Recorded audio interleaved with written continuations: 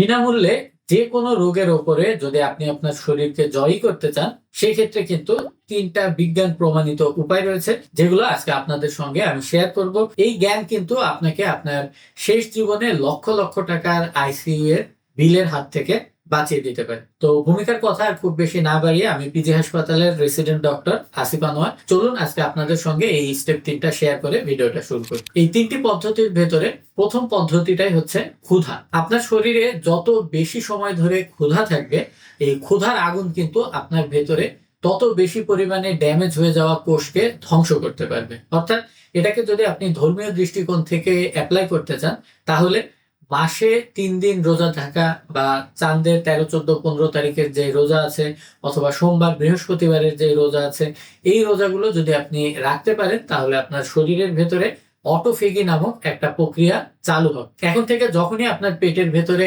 ক্ষুধা লাগবে, ক্ষুধার মোচড় দিবে বা ক্ষুধার ডাক দিবে, তখনই আপনি আপনার মাথার ভেতরে আনবেন যে আমার শরীরে রিপেয়ার প্রসেস চালু হয়েছে এবং আমার শরীরে এখন অতীত জীবনে হয়ে যাওয়া যত ড্যামেজ হওয়া, নষ্ট হওয়া কোষগুলো রয়েছে, এই কোষগুলো নিজে নিজেই ধ্বংস হচ্ছে এবং তার পরিবর্তে একটা নতুন কোষ তৈরি হচ্ছে। আমাদের বয়স যখন আস্তে আস্তে বাড়তে থাকে, তখন কিন্তু আমাদের শরীরের ভেতরে কিছু কোষ থাকে যেগুলো আর ডিভাইড করে নতুন কোষ তৈরি হওয়ার ক্ষমতা রাখে না, এবং বার্ধক্যের কারণে এই কোষগুলোর ভেতরে একটা পার্মানেন্ট ড্যামেজ এই কোষগুলোর ভেতরে থেকে যায়, এবং এদের ভেতর থেকে কিন্তু রক্তের ভেতরে বেশ কিছু খারাপ রস বের হতে থাকে এবং খারাপ সিগন্যাল বের হতে থাকে, যেগুলো একটা মানুষকে বার্ধক্যের দিকে দ্রুত ঠেলে দেয়। তো এই যে যে নষ্ট হয়ে যাওয়া, খারাপ হয়ে যাওয়া, ড্যামেজ হয়ে যাওয়া কোষ, যেগুলো নিজে নিজে ধ্বংস হচ্ছে না, নিজের জায়গাতে প্রতিস্থাপিত হচ্ছে না এবং নতুন কোষকে গজানোর জায়গা দিচ্ছে না, এই কোষগুলোকে আপনি যদি আপনার শরীর থেকে বের করে ফেলতে চান,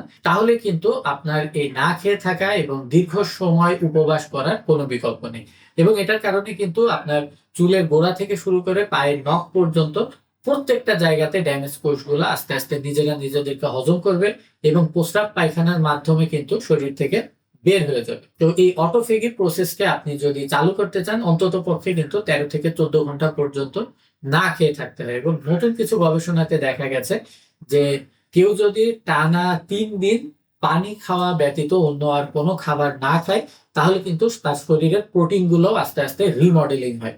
অর্থাৎ এটা যে কত বড় একটা উপকারী প্রক্রিয়া আপনার শরীরের জন্য, যেটা কিন্তু লক্ষ লক্ষ টাকার চিকিৎসাও আপনার ভেতরে কখনো করতে পারবে না। তো এই কারণে 3 ডে ওয়াটার ফাস্টিং কখনোই আপনি নিজে নিজে করতে পারবেন না। অবশ্যই আপনাকে একজন ডাক্তার এবং একজন ডায়েটিশিয়ানের পরামর্শে থেকে, তাদের তত্ত্বাবধানে থেকে তারপরে কিন্তু এই কাজটা করতে হবে। দ্বিতীয় যে উপায়, সেটা হচ্ছে সূর্যোদয় থেকে সূর্যাস্ত পর্যন্ত বেশি বেশি পানি পান করা। প্রথম যে পদ্ধতিটির কথা বললাম, না খেয়ে থাকা, না খেয়ে থাকার পাশাপাশি আপনি যদি বেশি বেশি পানি পান করেন, তাহলে কিন্তু আপনার রক্তের ভেতরে একটা ডায়ালিউশন ইফেক্ট হবে এবং এর ভেতরে যে খারাপ এবং দূষিত বর্জ্য পদার্থগুলো আছে, সেগুলো কিন্তু ঘনত্ব কমে আসবে এবং প্রস্রাবের মাধ্যমে শরীর থেকে বের হয়ে যেতে পারবে। এই কারণে যদি আপনি 3 ডে ওয়াটার ফাস্টিং করেন, তাহলে কিন্তু এই 2টা প্রসেস একসঙ্গে আপনি কমপ্লিট করতে পারছেন। তৃতীয় যে উপায়, সেটা হচ্ছে গভীর ঘুম। আপনি যদি রাতে ঘুমানোর অন্তত পক্ষে 4 ঘন্টা আগে যাবতীয় প্রকার খাওয়া দাওয়া বন্ধ করে দেন, তাহলে কিন্তু ক্ষুধা পেটে যদি আপনি ঘুমাতে যান, তখন কিন্তু আপনার ভেতরে এই যে প্রথম স্টেপের আমি অটোফেগি প্রসেসের কথা বলেছিলাম, সেটা খুব বেশি কার্যকরী ভাবে কাজ করতে পারে এবং আপনার শরীরের ভেতরে গ্রোথ হরমোন এবং টেস্টোস্টেরন, এই 2টা জিনিসের কিন্তু উৎপাদন বেশি পরিমাণে হয়। এই গ্রোথ হরমোন আপনার শরীরের যাবতীয় খারাপ চর্বিকে ভেঙে ফেলতে পারে, আপনার শরীরে মাংসের পরিমাণটাকে বৃদ্ধি করতে পারে, এবং টেস্টোস্টেরনও কিন্তু এই একই রকম কাজই করতে পারে। তো যার ফলে আমি যদি আজকের ভিডিওটাকে আবার সামারাইজ করি, যদি আপনার বুঝতে কষ্ট হয়, তাহলে এখানে সংক্ষেপে আপনি বুঝে নেন যে আপনার শরীরে যে কোনো রকম রোগ বালাই থাকুক না কেন, আপনি যদি এগুলোর উপরে আপনার শরীরকে জয়ী করতে চান, সেক্ষেত্রে 3টা পদ্ধতি আছে। প্রথম পদ্ধতি হচ্ছে ক্ষুধা পেটে দীর্ঘ সময় থাকা। দ্বিতীয় পদ্ধতি হচ্ছে বেশি বেশি সূর্যোদয় থেকে সূর্যাস্ত পর্যন্ত পানি পান করা। এবং তৃতীয় উপায় হচ্ছে ঘুমের প্রতি যত্নশীল হওয়া এবং গভীর ঘুম যেন হয় আপনার, এই কারণে স্লিপ হাইজিন মেনে চলা। আল্লাহ হাফেজ।